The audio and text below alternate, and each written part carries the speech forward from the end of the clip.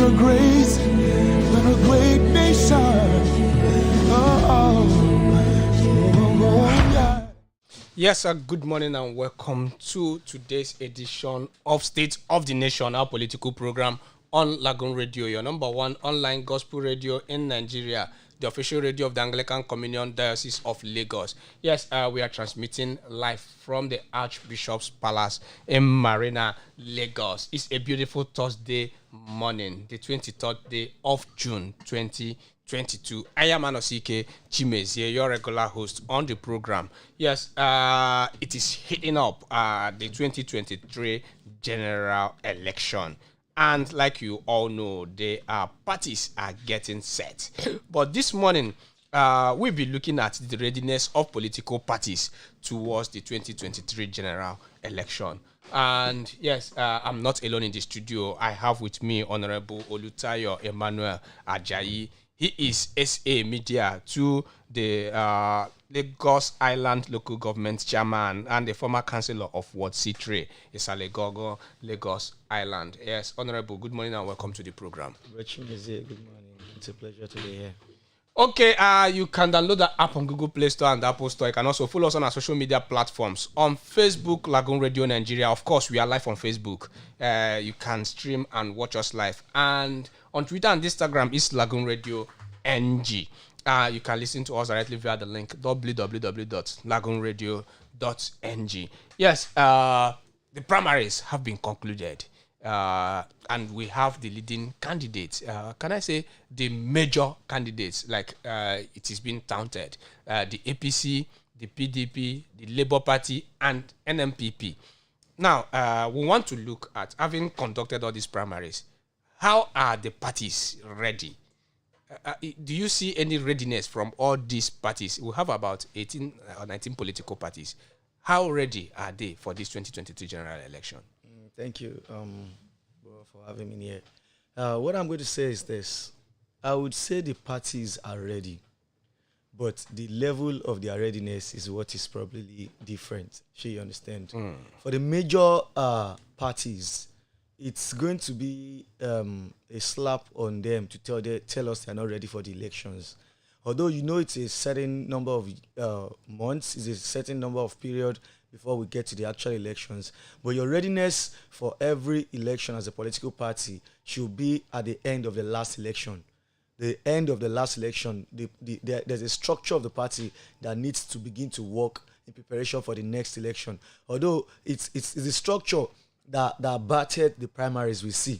It's the preparation that we know that the major parties have that made it possible to have primaries, because you can't just have primaries. You have to form committees, you have to get your acts together, you have to get people to get going. She understands. So I would say for the major parts, most of the parties, the major political parties are ready.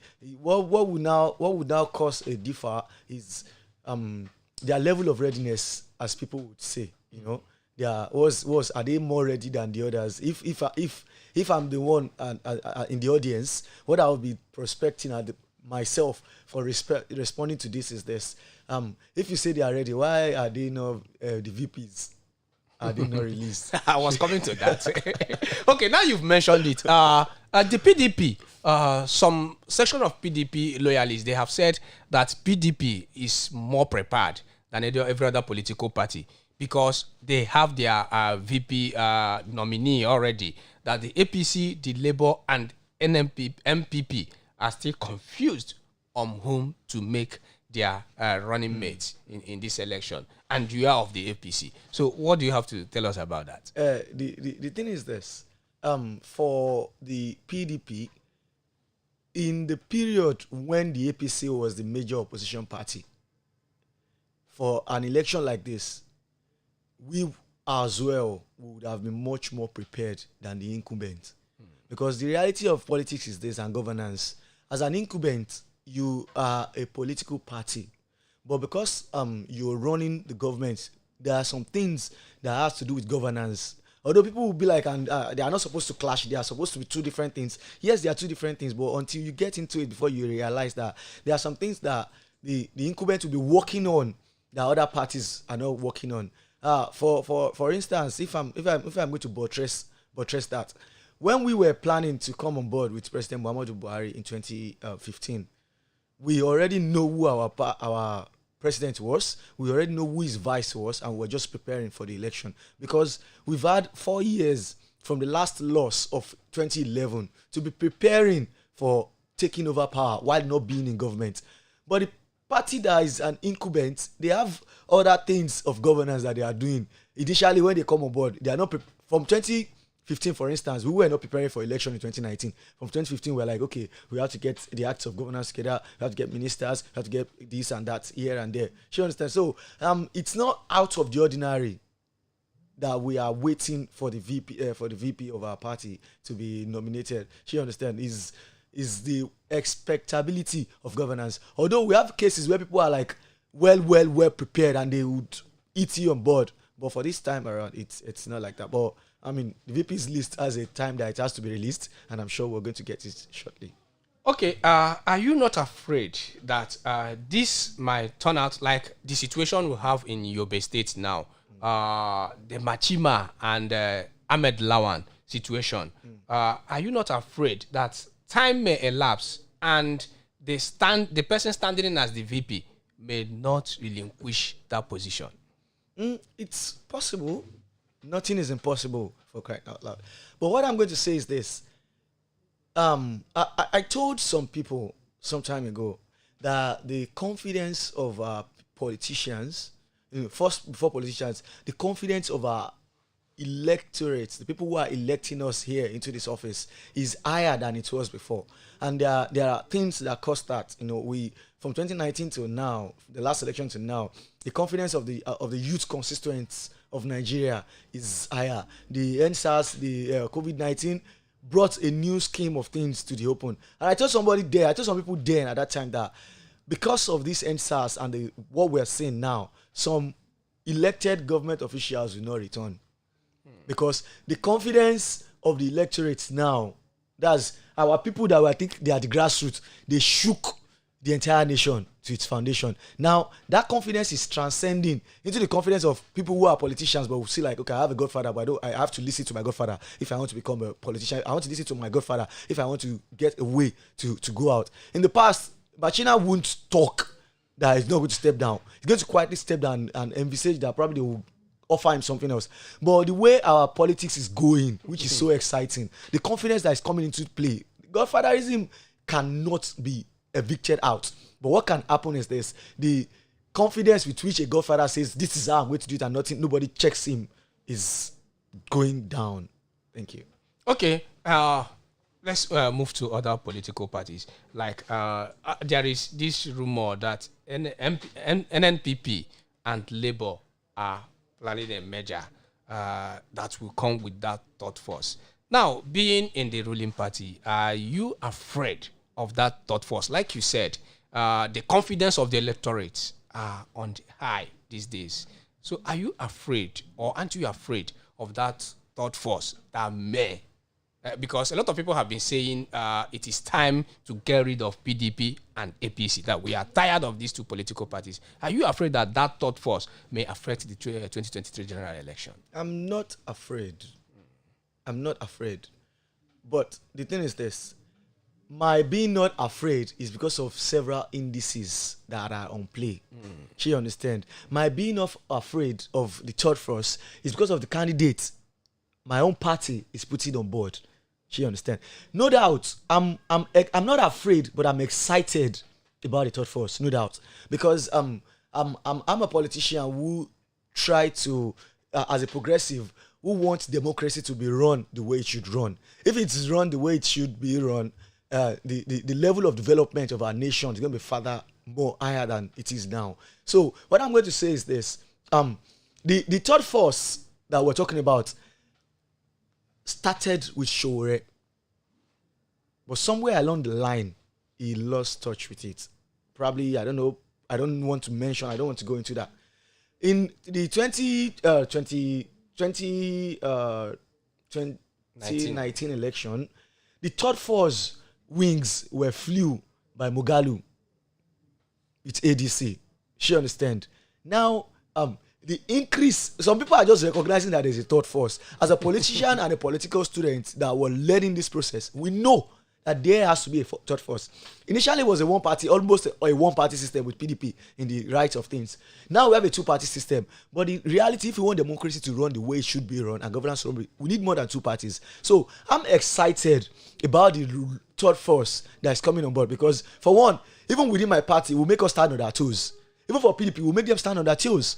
The third force that we're seeing, the high percentage of increase on the vote of the third force that we're seeing today, aside from what we see with Mogalu's ADC, is because of some indices I mentioned earlier. The NSAS project, the COVID-19, it was a problematic time for our nation, but sort of opened up the consciousness of the confidence of our youths as an electorate, as a people who can make things happen. You understand? So you see, Peter Obi was loved, yes, but the passion people are following him with now is not this much when he was in PDP. It was because he had problems with the people, and then he had the confidence to say, no, I'm not going to take this, I'm going to work out. People like, wow, the confidence to work out. These are the kind of politicians we need. And the mindset, if you look at a lot of people on that trajectory who are following that, it's just because they want change. And I have no doubt, I'm excited as a politician because I want our politics to get to a level where we plan in the way it should be done. So it excites me. But I'm not afraid. I'm not afraid, in all sincerity. What is going to happen is this. The readiness of the third force to create the change they want to create is going to be seen after this election. What they do, if after this election they don't win and everybody just go and everybody just... With Asiwaju Bola Ahmed Tinubu, is breeding APC. Started from the days in the AD. The moment they were having the next election after 2003 election, he saw where President Obasanjo was going with the other AD governors. He stood aside, pulled himself aside. That was where problems started. You understand? And because he knows he wants to face them, then AD, AC, ACN, APC, different alliances and mergers. So NNPP and Labour Party forming alliance is no fear to me right now. Yes, it's exciting, but okay. Okay. Now, you mentioned Showere Mogalu. Now, Mogalu lost his bid to be the candidate of his political party, and is ADC. Showere now emerged as the presidential candidate, as expected, though. Now, looking at this, Obi, Showore, the rest of them, I will come to your candidate, which is Bola Asiwaju. Now, let's look at Atiku and the rest of others.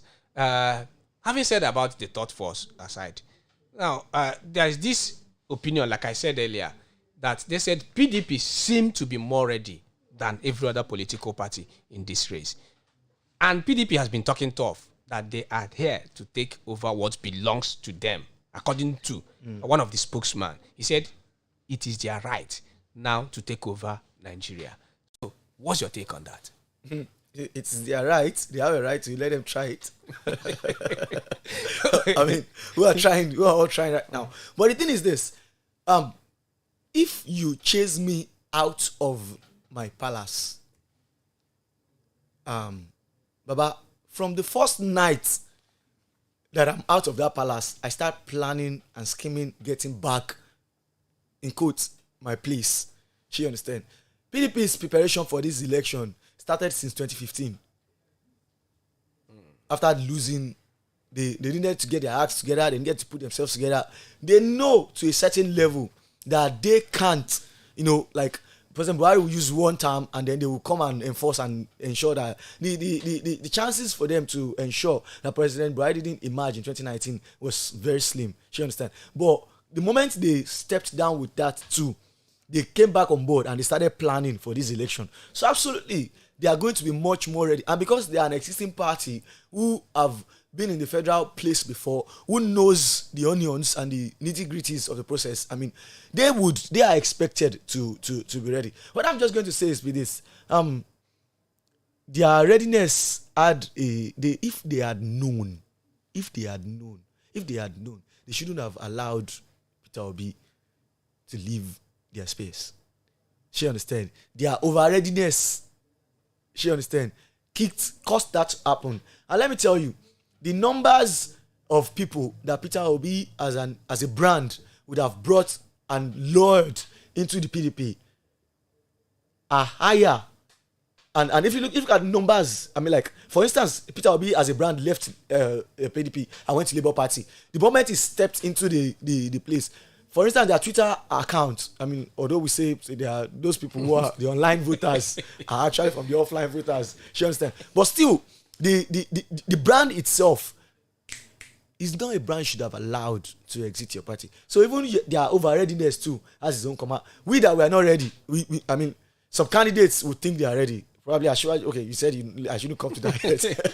Let me just. We'll come to Ashwaju. Yeah, thank you. Okay, you're still listening to State of the Nation, our political program on Lagoon Radio, and we are looking at the readiness of the political parties towards the 2023 election. And we'll go on this short break. When we come back, we'll look at defections and also the voter education. Are the political parties doing enough to educate the electorates? That's what we'll verge into when we'll come back from this break. Keep listening to us. We'll be right back.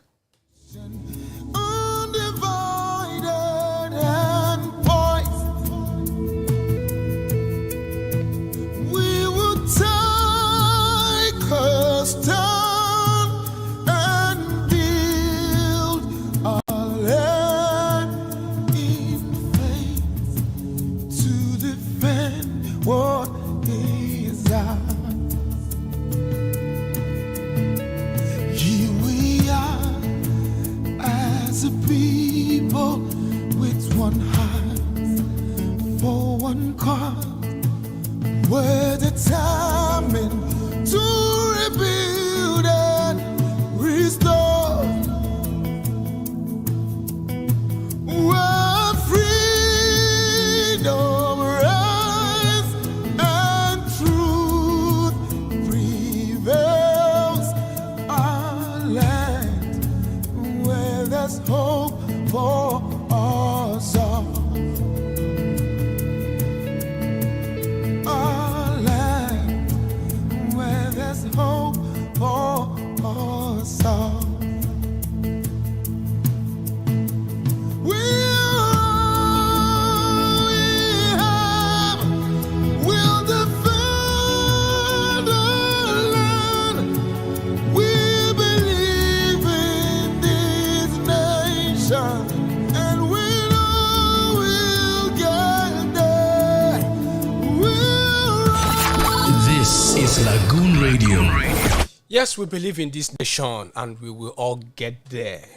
This is State of the Nation, our political program on Lagoon Radio, your number one online gospel radio in Nigeria and the official radio of the Anglican Diocese of Lagos. We are transmitting live from the Diocesan Palace right here in Marina, Lagos. And yes, we are looking at the readiness of the political parties towards the 2023 general election. And our guest this morning is Honorable Olumakaiye Emmanuel Ajayi. He is SA Media to the Lagos Island Local Government Chairman and a former councillor, Salegongo, Ward C3. Yes, Ward C3 is Salegongo, Lagos Island. And we've been talking about all this. Now, let's look at when we talk about the readiness of the political parties. I've not seen much of voter education on the part of the political parties. In fact, someone just said that the political parties are more concerned on winning the election without educating the electorate and giving us their manifestos. Is that true? No, that's not true. There's no way you can win an election without having people come out on board. What I'm going to say is this. The major political parties are already, that's when you see people shout, what is your structure? There's no structure, there's no structure, there's no structure.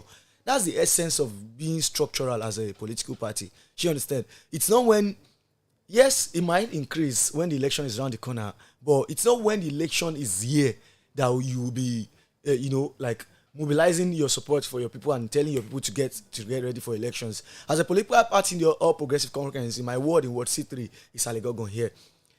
We've been having preparations. The moment the ward ESCOs were elected, and this new batch of ward ESCOs were elected last year, preparations had been ongoing because the new ward chairman knows and the ESCOs know that their duty is to make sure that the next election that is coming on board, the numbers that we bring into play are higher than that of the last chairman. So for us as a political party, yes, we are already working on that and we are increasing our work. What I'm going to say is this: as aside from being a political party, if we're talking about the nationwide voter education of Nigerians, I'm going to say that has increased, and that's because when there's a new candidate, when there's a new vigor, politics is, when we tell people politics is not something you just wake up and say I want to contest or I want to do this, or I want to.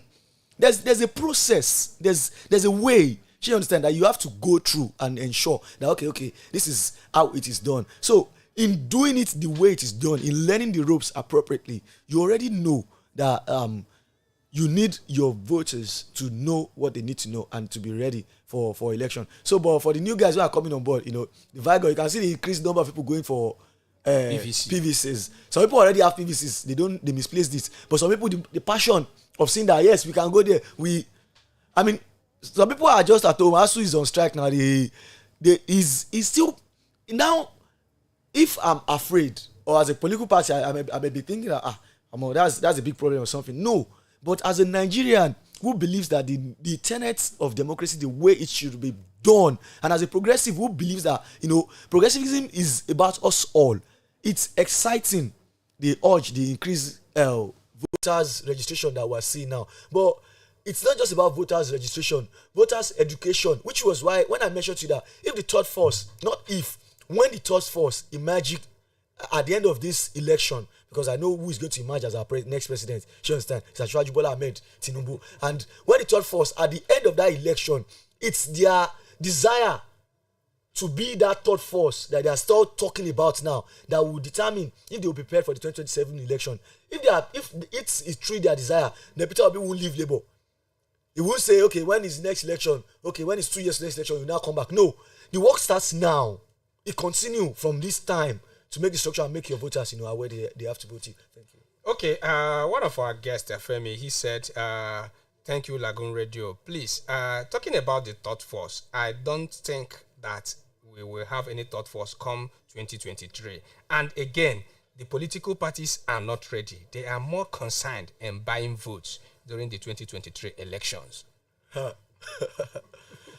If he's not a politician, he may not know what it means to be ready for an election. Do you understand? Because yes, governance concerns every citizen of a nation, but politics is a school of thought that is aligning to making governance perfect, but it's not governance itself.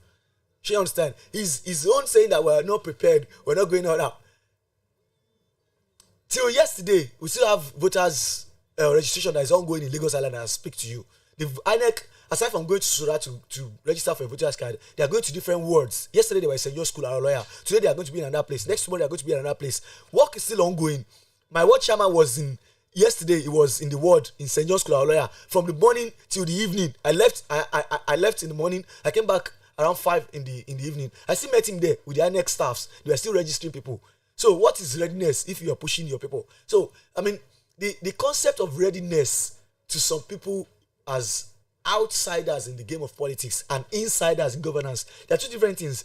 All of us are insiders in governance, but majority of us who speak with the notion of governance are outsiders in politics. Political parties are prepared. We don't wait for elections to come before we start our preparation.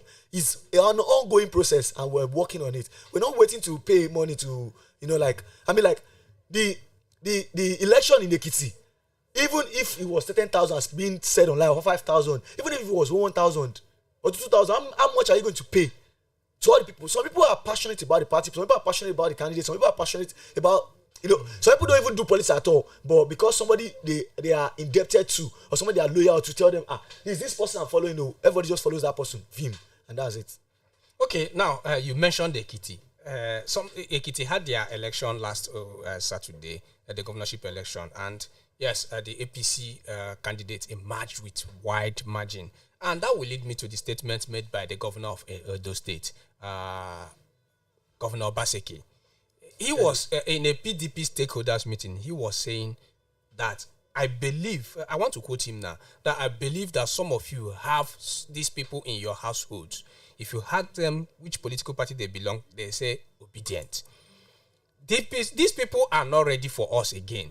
They need something new. They don't want APC. They don't want PDP. They are looking for something new. It is time for us to strategize and take over again.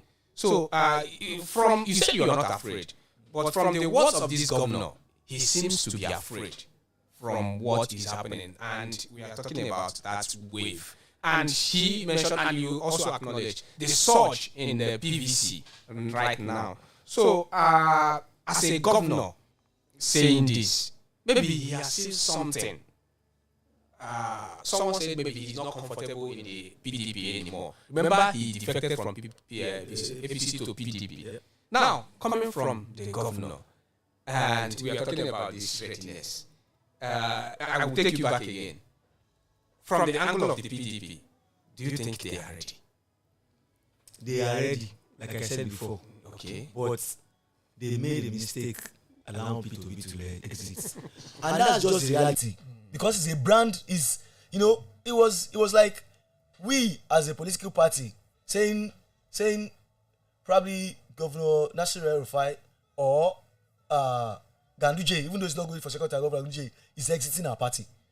There are some people who are the parties, the indices that came together to bat the APC.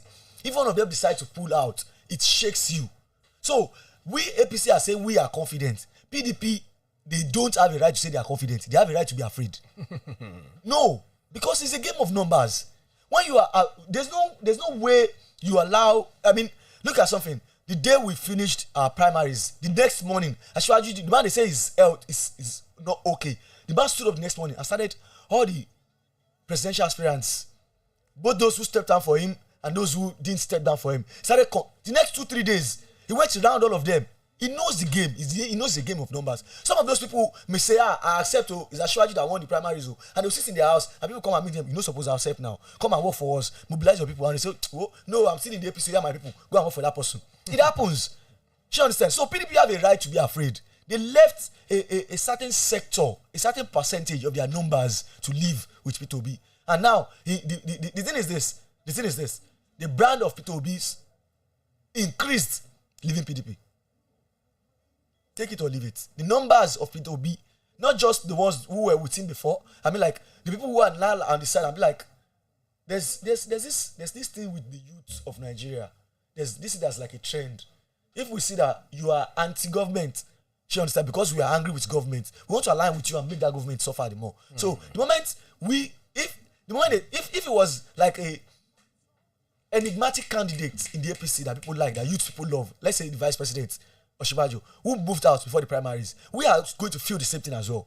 Don't think the vice president didn't win a high numbers of delegates, because that's politics. But aside from when you leave politics and get to governance for the general election itself, he has his own numbers too. So we still need him to be on board and to still work with Ashwaji and work with our party. So it was their own mistake that they allowed one of their brands, the vice president of the last election, somebody who is seen outside as somebody who is different from then on.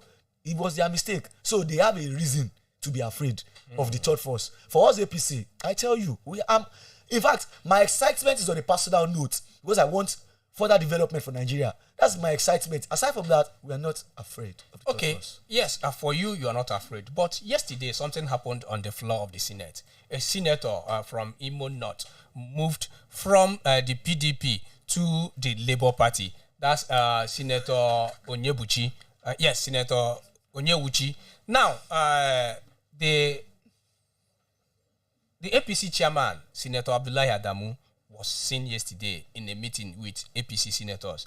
And this morning, there are reports that 20 senators may leave the APC. Now, we are talking about all this. If APC is ready, as has been said, can 20 senators decamp? And if this happens, the PDP may become the majority in the Senate. What does this tell? What does this say for the future election in 2023? What this says is this: the mistake the PDP made in allowing, even though it was one candidate, it was a certain percentage of their votes. Their power, their brand, is something we shouldn't allow to happen. And I know I'm sitting here talking about this. I know what our leaders, the moment the meeting happened, this morning is happening. I know there are things the senators are probably requesting or seeking to talk about. You know, I can't begin to guess, but if I'm going to bring up a couple, I mean, anyway, let me just leave it at that. But there are things they are facing in-house that they believe the party should do to them. Okay. If there's the Ahmed Lawan and Machina issue might be one.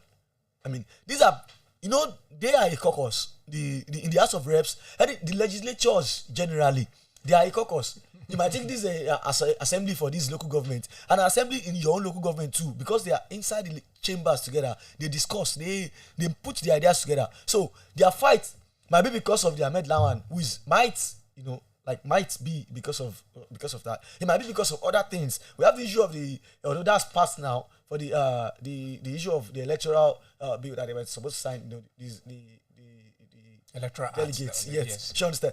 It was. I mean, definitely there are things that the senators have challenges within the party, and I'm sure our party, and I'm sure even our candidate himself is somebody who knows how to mend fences and make things work.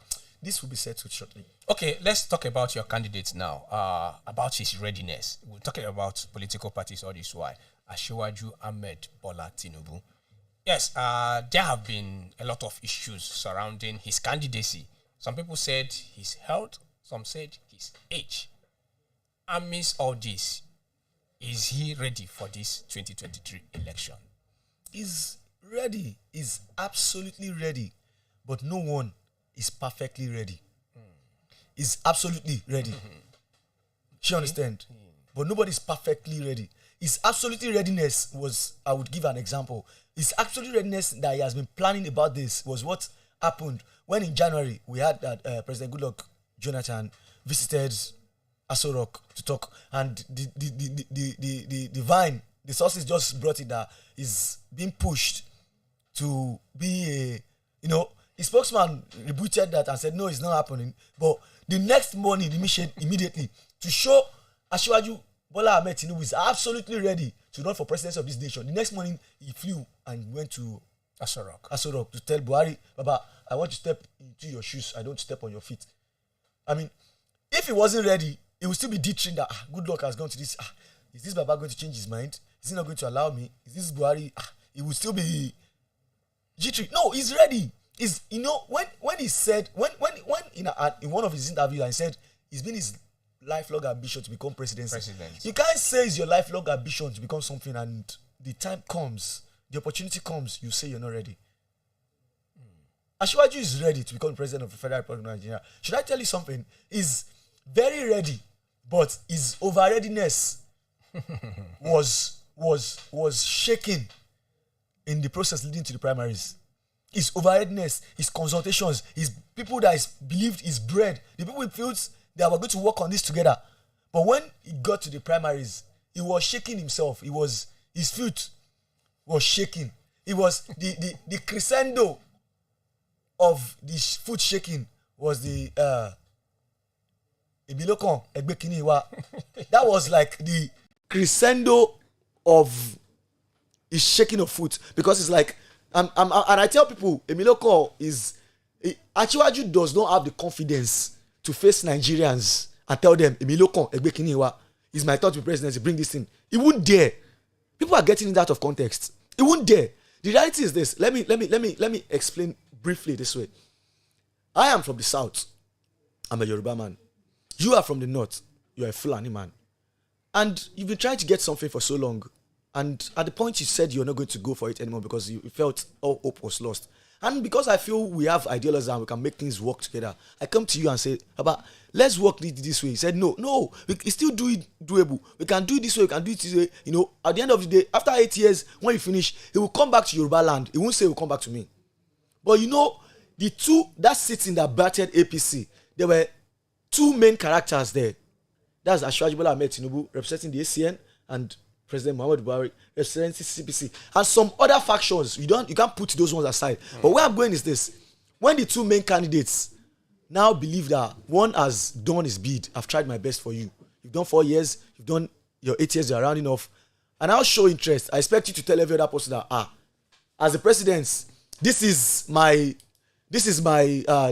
person. I mean, I know a past president that would have put down his candidate, his successor, put him down now and sent the ICPC and EFCC to sit on the tail of all other people who are trying to rear up their head. Everybody go and sit down.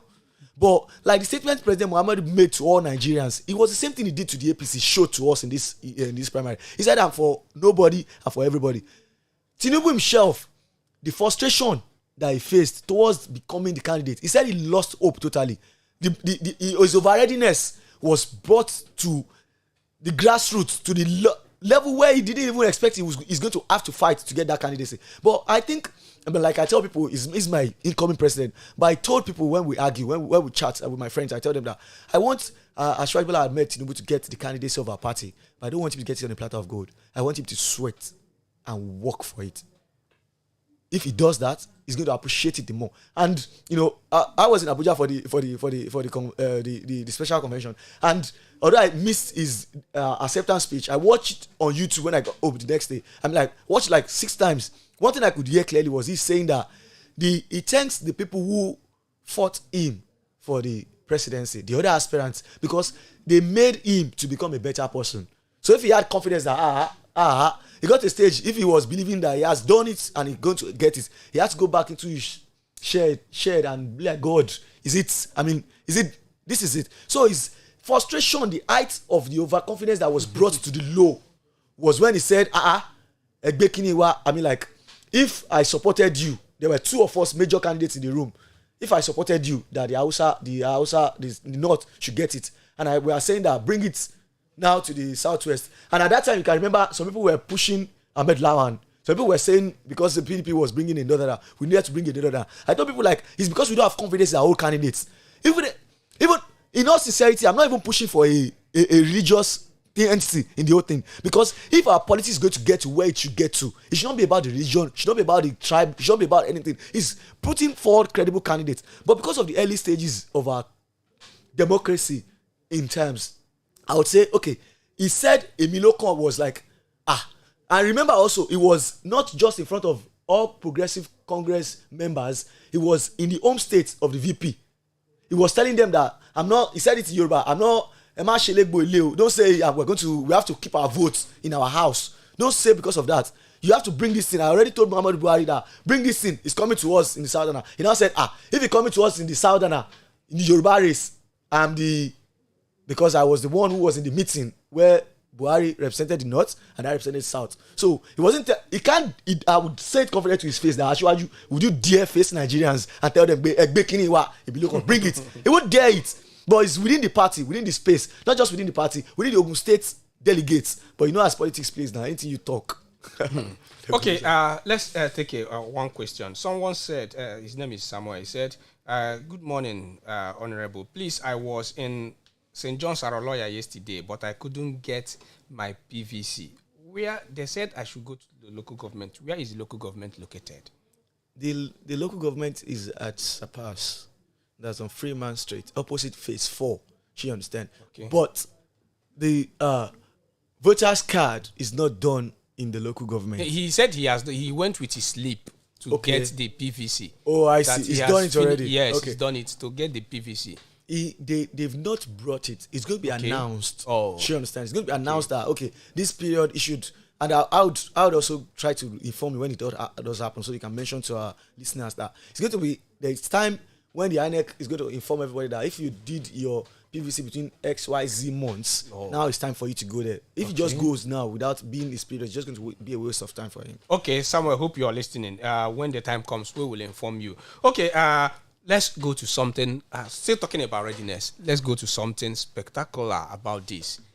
Before the elections, maybe last year, the Southern governors held their meeting and they insisted that power must return to the South. Now, the PDP did their primaries and the trajectory changed. They went to the North. And there was this fear that APC, when Lawan emerged, he was coming with the force that PDP has a northerner, we should go for a northerner. Even the former governor of Abia State, the current chief whip of the Senate, Senator Joseph Carlo, He said that if APC really wants to win this election, they should go to Northeast, and that is Ahmed Lawan. That he's the one to restore power again. Now, but it's like APC met and the rest of them, kudos to the northern governors of the APC. They insisted that power must return to the south.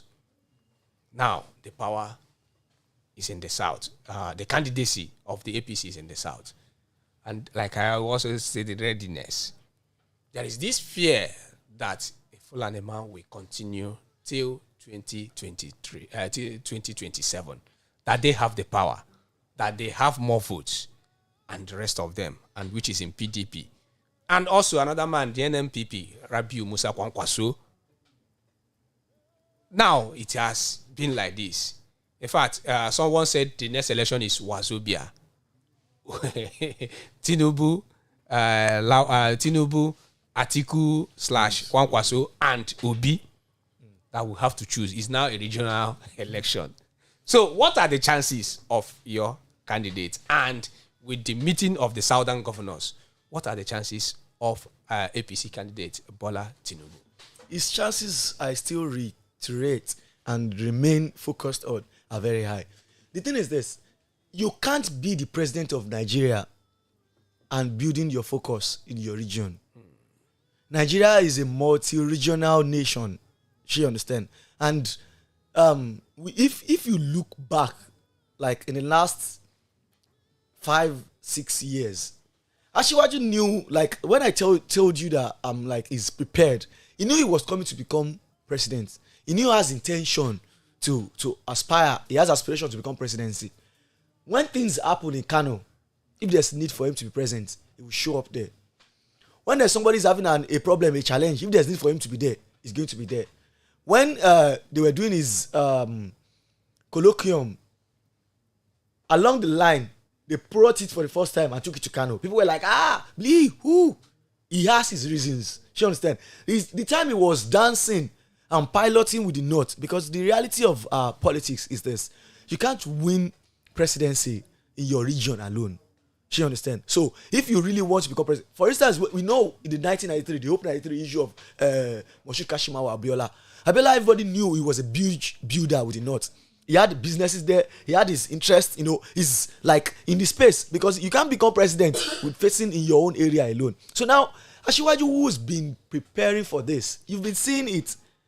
That's why when issues now come up in the Southwest and he doesn't show up to donate, for instance, people come up, CEO is being subservient to the Hausa Fulani, he's being a slave. But the reality is this: if you want to lead, especially for a complex nation of Nigeria, you have to be a servant in different angles. So I have no doubt about his preparedness. I'm like, if somebody's telling you that it's been his lifelong ambition, it might not be his lifelong ambition. It might be after he became a governor, and then you're like, okay, there are things he wants to do. People are saying he brought on Buhari, and people who are complaining about his government believes he shouldn't come to it because, people are. But the reality is this: I can support you and put you in government, but your own ideology might be different from mine. Now, if I feel you are doing some things right, fantastic. If I think you are doing some things in another way, and I try to inform you, and in quotes, if there's truly a cabal somewhere hindering me getting access to you, I'll be interested. I'm like, okay, what if I get there? What if can I make these policies happen? Can I, and don't let me even go into policies with Asiwaju Bola Ahmed Tinubu. Don't let me. We'll come to that. Maybe when next you'll be here, we'll talk about that in his manifesto and the rest of them. Yes. Okay. Now, you're still listening to State of the National Political Program. In fact, our time is fast spent. We are onto the closing moments now. But Honorable, when we talk about readiness, there is this loggerhead again. Let me call it loggerhead from electorates. The rumored Muslim ticket. PDP now they have Muslim Christian. We don't know for Labour and NMPP. Now there is this tendency that APC might still end up with Muslim ticket. Now, as a politician and as a true Nigerian, what is your take on that? As my take on them are similar yet diverse. The similarity is this: as a true Nigerian who believe things should be done the way they should be done, and as a politician who wants to step aside and try to play politics differently from the way people outside say it, I want to tell you, it shouldn't be about religion. The reality is this: in 1993, yes, we had a Muslim ticket. You understand, and that went well. Although, but the truth is this: the way we, the political class, have utilized religion to work on politics has made it become a very, very sensitive issue. That people can bank on the fact that there are two Muslim tickets and say it's not going to work. But ideally, the way politics should be played it shouldn't be about religion. Even if you want to be president of the Federal Republic of Nigeria, it shouldn't be about tribe. Ideally, it shouldn't be about the next is the north, now is the south. It's because of the complex way that governance has been done and the challenges that we faced in it that brought about all this. So for me, yes, I'm a Christian, so I would, if I'm going to toe the line, I would say yes, there should be a Muslim and a Christian. Like this thing. But in the true way things are done, it shouldn't be about that. But because of the complexities, the challenges we have in the north, the increased, radicalism of religion that has come on board in the last 5, 6, 7, 8 years makes it, because 1993 is about 30 years ago, and that election was to a Yoruba and a Hausa Muslim, and nobody budged.